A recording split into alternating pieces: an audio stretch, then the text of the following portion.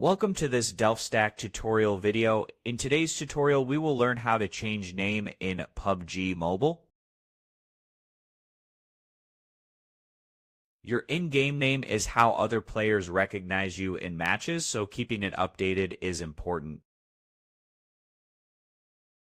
To change your name, open PUBG Mobile and go to your inventory. From there, tap on the rename card if you already have one.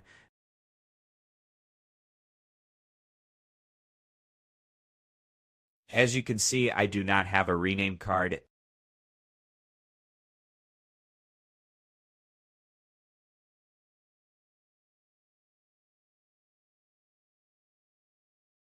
Here you will see a rename card. You can purchase the premium card for 180 UC.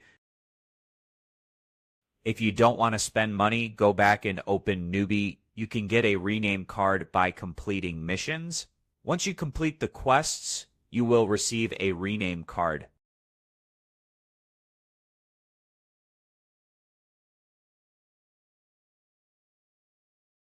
After you have the rename card, go to your inventory again and tap the rename card. Use it to change your name. Your new name will be updated immediately and visible to other players.